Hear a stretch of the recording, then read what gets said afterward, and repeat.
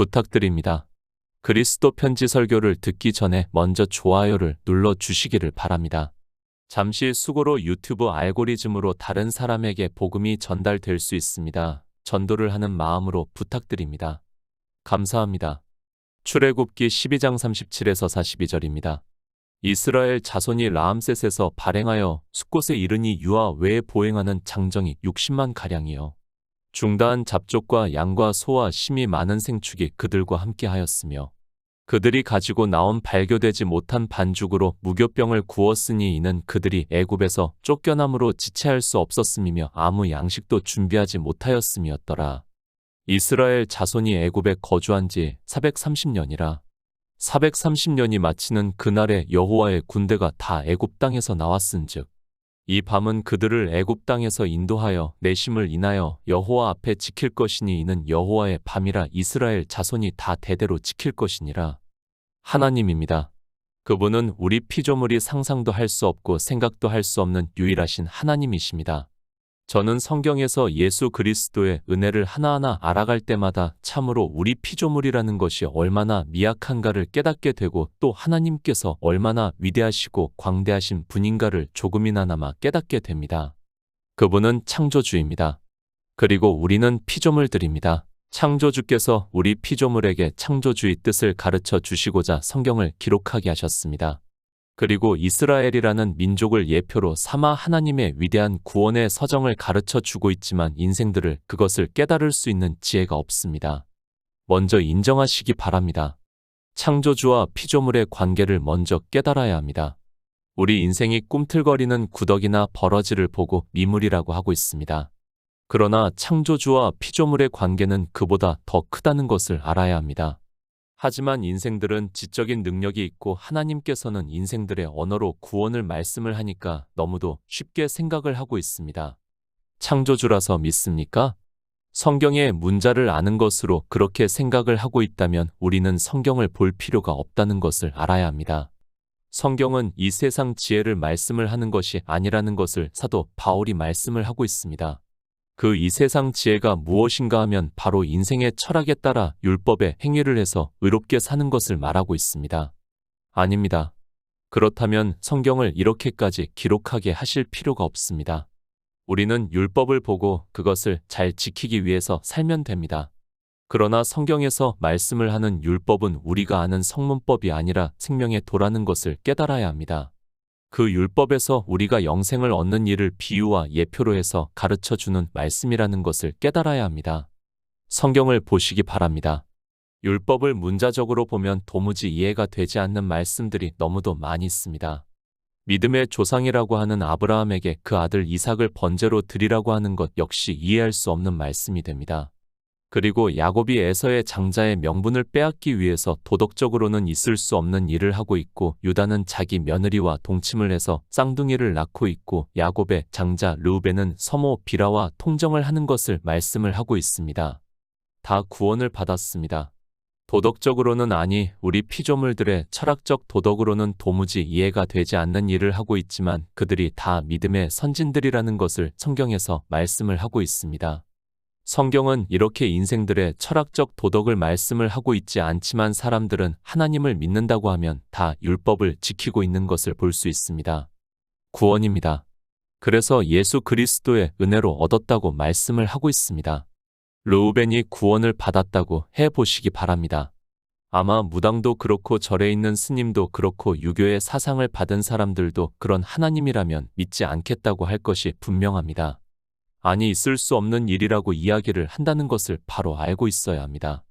그러나 성경입니다. 비록 르우벤이 육적으로는 장자의 명분을 빼앗겨서 레위가 장자가 되었어도 그가 구원을 받았다는 것에 있어서는 어느 누구도 부정할 수 없다는 것을 잘 알고 있습니다.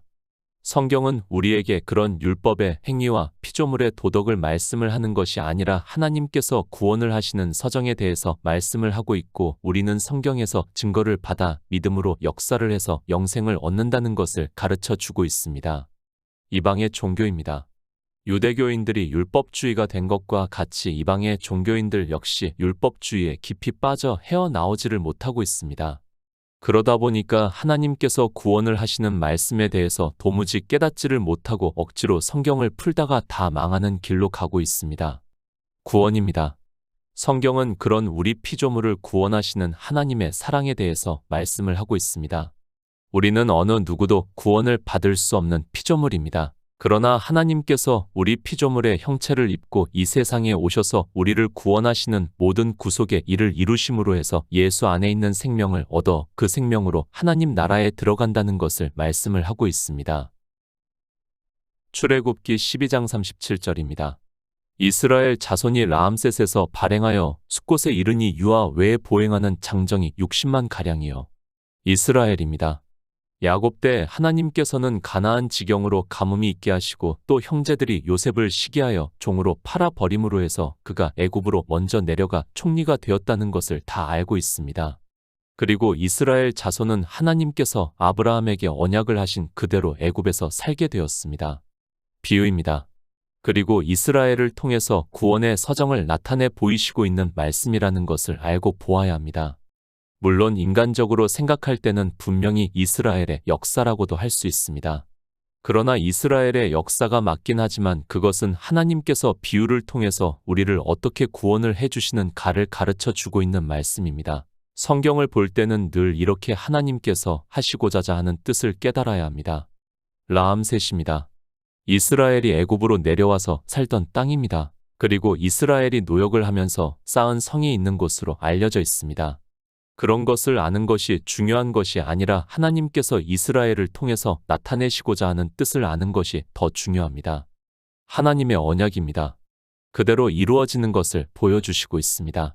비록 400년 전에 그들의 조상 아브라함에게 언약을 하셨지만 그 언약을 이루시기 위해서 이제 애굽에서 그들을 나오게 하고 있습니다. 그때 숫곳에 이르니 유아 외에 보행하는 장정만 60만 가량이라고 말씀을 하고 있습니다. 바로입니다. 그들은 이스라엘을 종으로 삼기 위해서 이스라엘을 보내는 것을 싫어했습니다.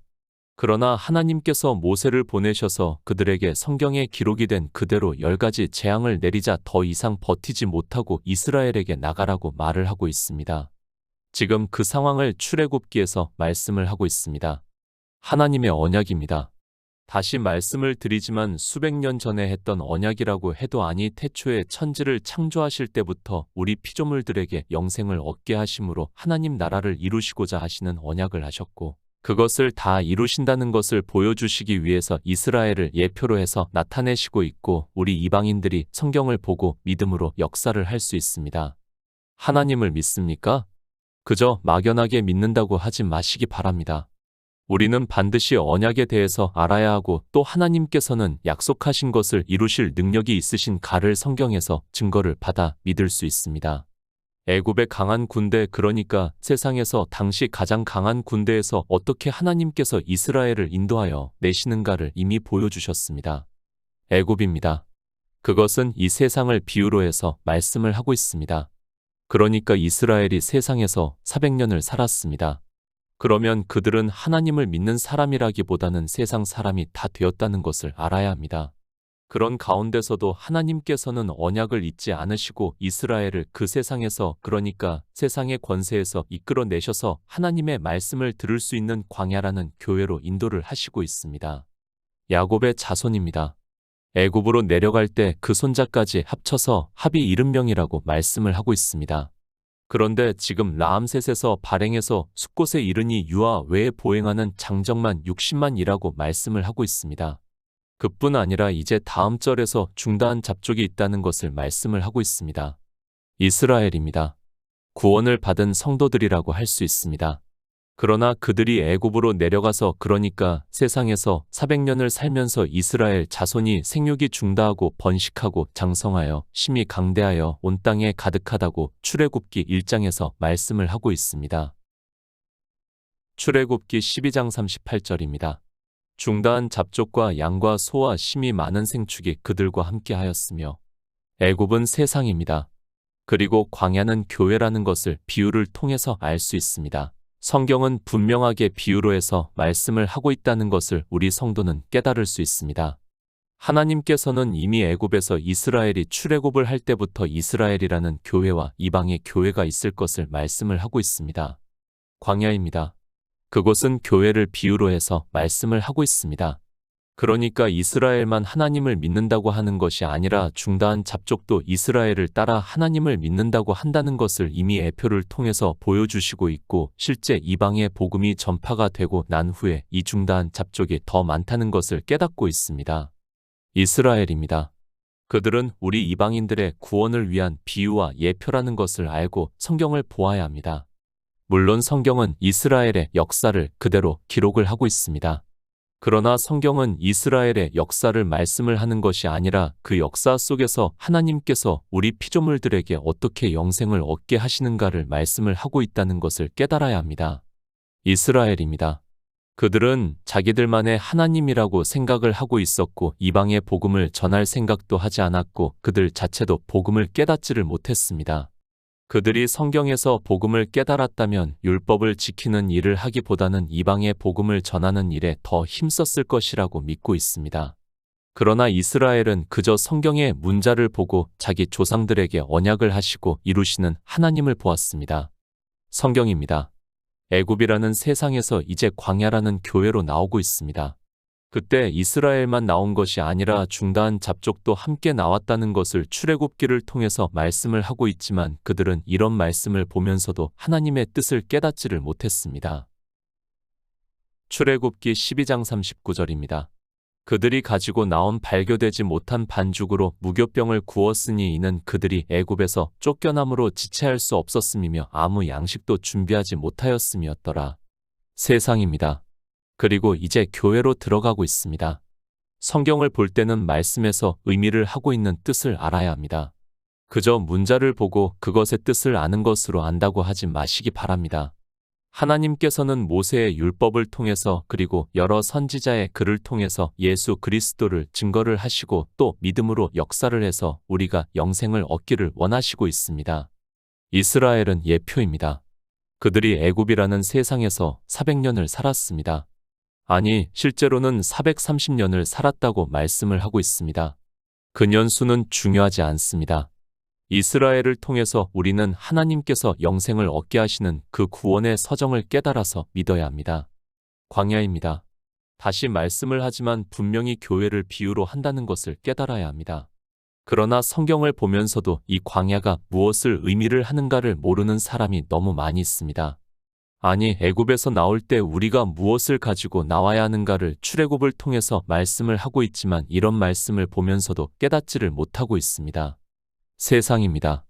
그리고 이제 교회 안으로 들어가고 있습니다. 그러면 우리는 성경을 보게 되어 있습니다.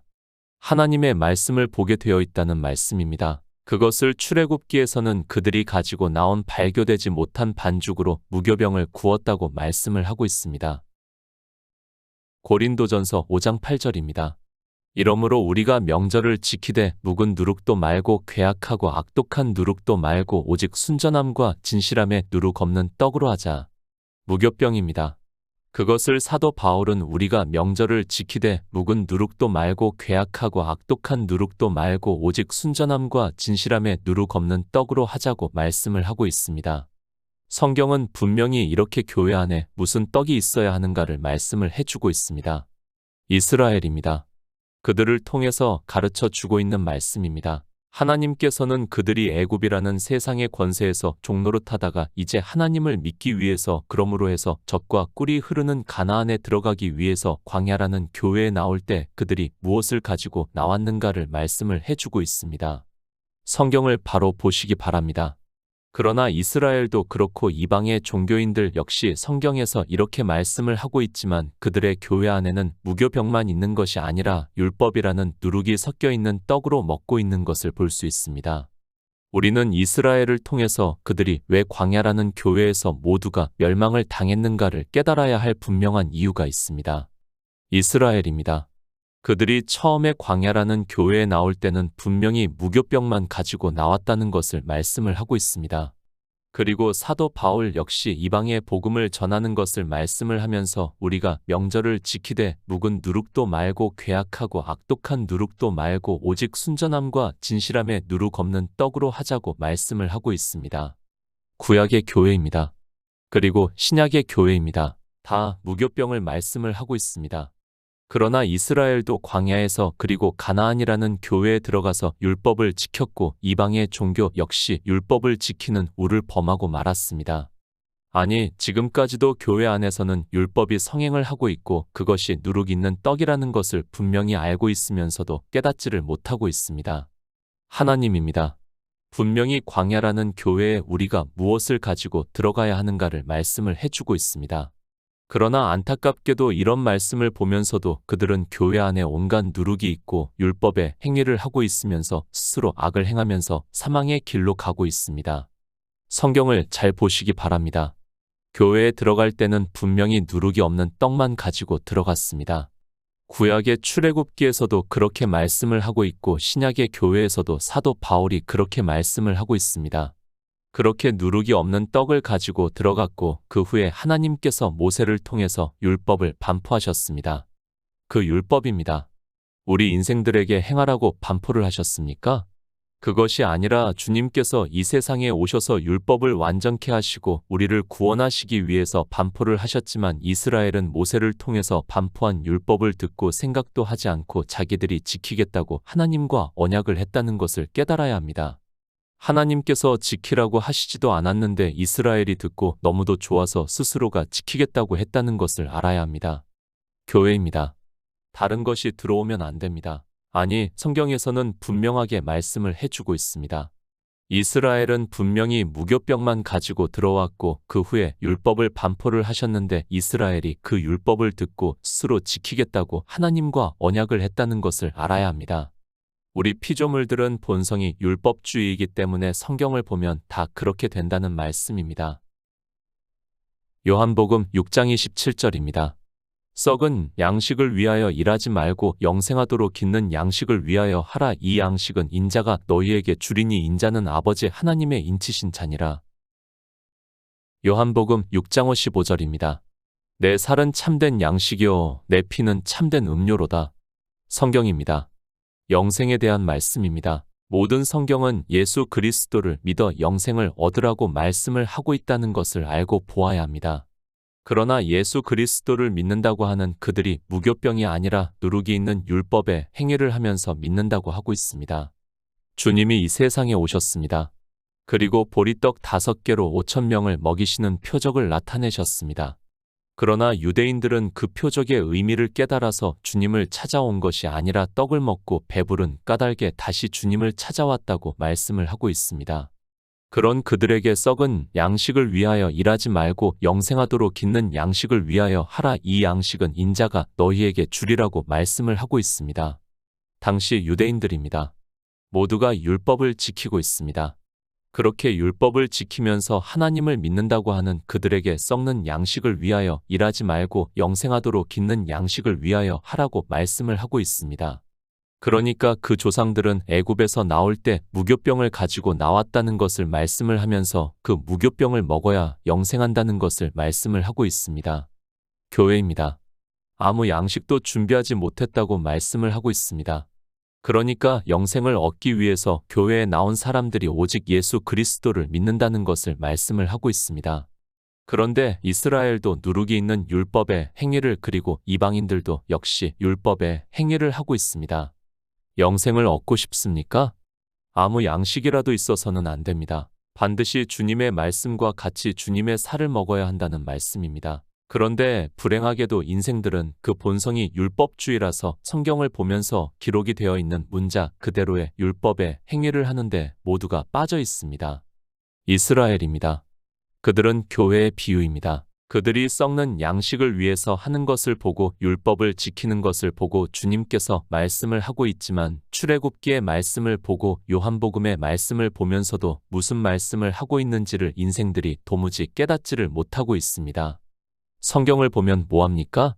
그 의미를 깨닫지를 못하고 있다면 그는 교회 안에서 평생 예수 그리스도를 믿는다고 했지만 좌악만 행하다가 진노를 받는다는 것을 깨달아야 합니다.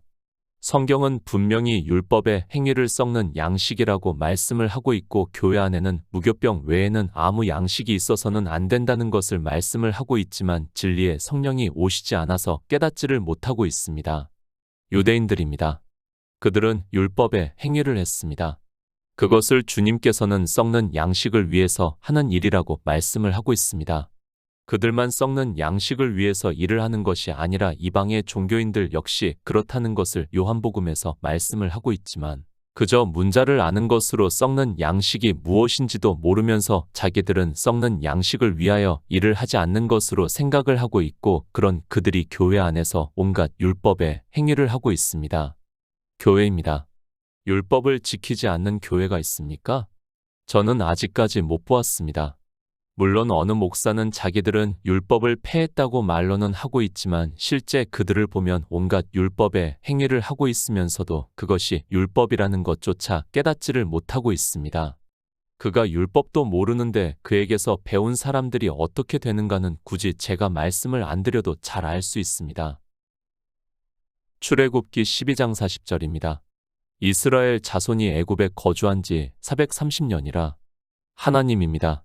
그분은 우리를 구원하시는 분입니다. 우리 피조물들에게 영원한 생명을 얻게 하시고 그 생명으로 하나님 나라에서 영생을 하게 하기 위해서 태초에 천지를 창조하셨습니다.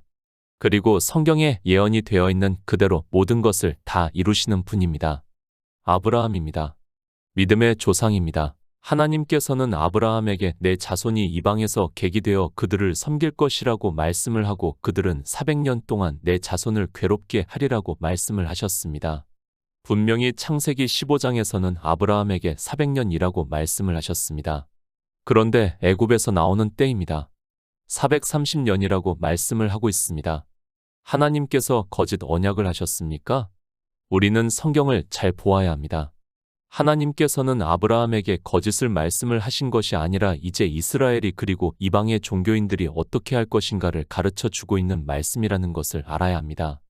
400년입니다. 그들이 30년을 더 있다 나왔다고 해서 하나님께서 거짓을 말씀을 하고 있는 것으로 생각을 하지 마시기 바랍니다. 성경에서 말씀을 하고 있으면 반드시 그 이유가 있다는 것을 깨달아야 합니다. 그러나 사람들은 이런 말씀을 보면서도 그저 성경의 문자만을 보고 심지어는 연수만 생각을 하고 있습니다.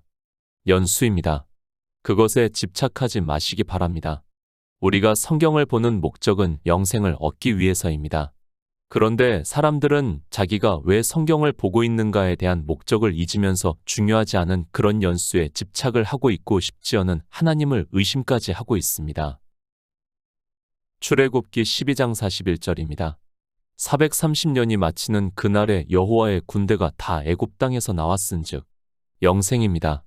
다시 말씀을 하지만 영생입니다. 그래서 주님께서도 이 세상에 오셔서 유대인들에게 너희가 영생을 얻기 위해서 성경을 상고하거니와 이 성경이 곧 내게 대하여 증거를 하고 있다고 말씀을 하고 있습니다. 성경을 보는 분명한 목적에 대해서 말씀을 하고 있습니다. 그러나 어떻습니까? 종교 안에 있는 사람들은 그저 종교 안에 있는 것으로 자기들이 예수 그리스도를 믿는다고 하면서 영생을 얻었다고 이야기를 하고 있습니다. 그러나 주님께서 누구에게 이 말씀을 하셨는가 하면 하나님을 가장 잘 믿는다고 스스로 자부를 하고 있는 유대인들에게 했다는 것을 깨달아야 합니다. 유대인들입니다. 그들이 영생을 얻기 위해서 성경을 보았습니까? 그들은 율법을 지키기 위해서 성경을 보았다는 것을 알아야 합니다.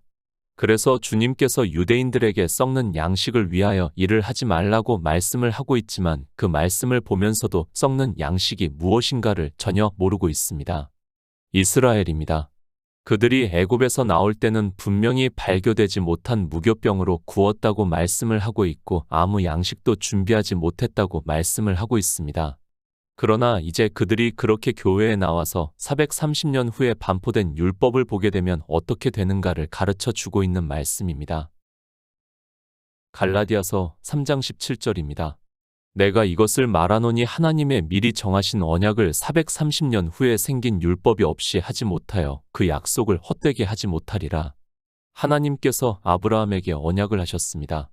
그리고 실제 400년이 아니라 430년이 마친 날에 그들이 애굽에서 나왔다고 말씀을 하고 있습니다. 이 말씀은 하나님께서는 그들의 자손을 구원하시기 위해서 400년 후에 광야라는 교회를 거쳐 젖과 꿀이 흐르는 가나안으로 인도하시겠다고 하셨지만 그들이 광야라는 교회에서 율법을 받고 그 율법의 행위에 빠진다는 것을 말씀을 하고 있습니다. 미리 정하신 언약입니다.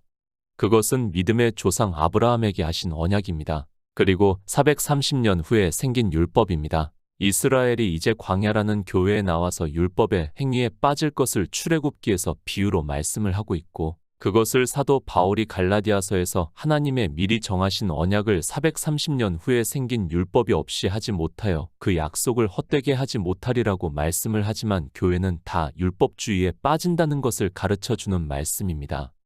아브라함입니다. 믿음의 조상입니다. 그리고 아브라함과 같은 믿음을 가진 우리를 그의 자손이라고 말씀을 하고 있습니다.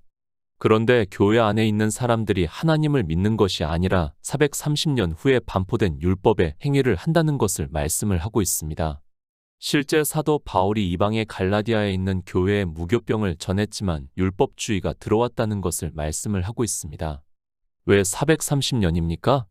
바로 교회 안에 있는, 그러니까 교회에 나와서 하나님을 믿는다고 하는 사람들이 다 율법주의에 빠진다는 것을 말씀을 하고 있습니다.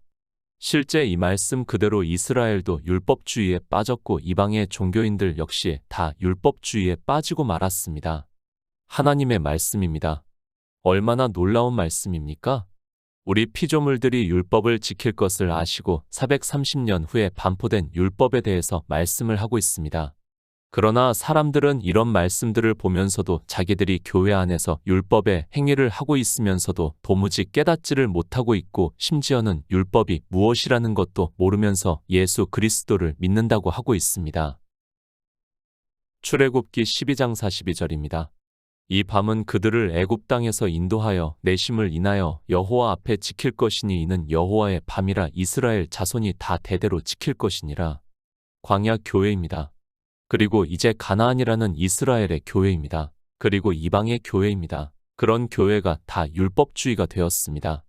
그러면서도 하나님을 믿는다고 하고 있고, 이방의 종교인들은 그저 예수 그리스도를 믿는다는 것으로 영생을 얻었다고 말을 하고 있습니다. 이스라엘입니다. 그들이 대대로 지키는 것이 무엇입니까?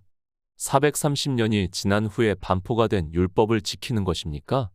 그것이 아니라 우리가 명절을 지키되 묵은 누룩도 말고 괴악하고 악독한 누룩도 말고 오직 순전함과 진실함에 누룩 없는 떡으로 하자고 사도 바울이 갈라디아서에서 말씀을 하고 있습니다. 교회입니다. 저는 무교회주의를 주장하지 않습니다. 그렇다고 해서 보이는 표면적 교회를 보고 교회라고도 하지 않습니다. 우리 성도들의 무리가 교회라고 믿고 있습니다. 그 교회에는 반드시 양식이 있어야 합니다. 어느 양식이 있어야 하는가 하면 예수 그리스도께서 내 살은 생명을 위한 양식이라고 말씀을 하고 있습니다. 출애굽기의 말씀입니다. 같은 말씀이라는 것을 알아야 합니다. 이스라엘 자손이 대대로 지킬 것이 무엇인가 하면, 그러니까 이스라엘이라는 교회가 대대로 지킬 것은 그 교회 안에는 아무 양식이 있어서는 안 되고 반드시 무교병만 있어야 영생을 얻는 성도가 있다는 것을 말씀을 하고 있습니다. 430년 후에 반포된 율법입니다. 그 율법이 믿음의 조상 아브라함에게 하신 언약을 없이 하지 못한다는 것을 말씀을 하고 있습니다. 그러니까 우리가 영생을 얻는 것은 오직 예수 그리스도를 믿음으로 얻는다는 것을 말씀을 하고 있습니다. 그러나 이스라엘도 그렇고 이방의 종교인들도 430년 후에 반포된 율법의 행위를 하고 있습니다. 예수 그리스도를 믿습니까? 그 교회 안에 아무 양식이라도 있어서는 안 됩니다. 반드시 무교병만 있어야 합니다. 그런데 이스라엘도 그렇고 이방의 종교도 430년 후에 반포된 율법이라는 누룩이 가득합니다. 그런 누룩이 있는 교회에 사도 바울이 명절을 지키자고 말씀을 하면서 오직 순전함과 진실함에 누룩 없는 떡으로 하자고 하면서 예수 그리스도를 믿으라고 말씀을 하고 있습니다.